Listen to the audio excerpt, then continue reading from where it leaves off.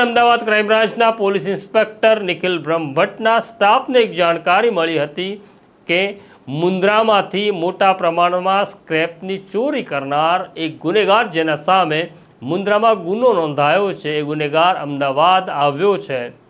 એટલે ઇન્સ્પેક્ટર નિખિલ બ્રહ્મભટ્ટે પોતાના સ્ટાફને રવાના કર્યો અને પહેલો આરોપી પકડાયો।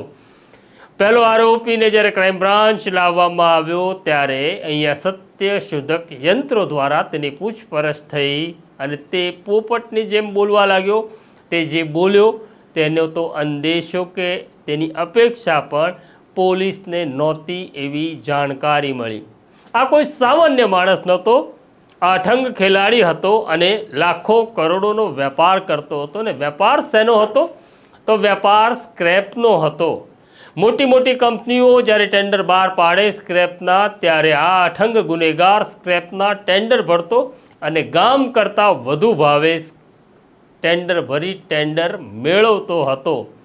આ અઠંગ ગુનેગારે રિલાયન્સ અને અદાણી જેવી મોટી કંપનીઓમાં પણ સ્ક્રેપના ટેન્ડર ભર્યા હતા અને ત્યાંથી કરોડોનો માલ ઉપાડ્યો હતો। અદાણી અને રિલાયન્સ કંપનીને અંદેશો પણ નહોતો કે જે સ્ક્રેપ ઉપાડી રહ્યો છે તે આપણી સાથે છેતરપિંડી કરી રહ્યો છે। તો જ્યારે આ આરોપીએ મોઢું ખોલ્યું ત્યારે ખબર પડી કે કેવી રીતના આણે રિલાયન્સ હોય કે અદાણી હોય તેને ચૂનો લગાડ્યો હતો।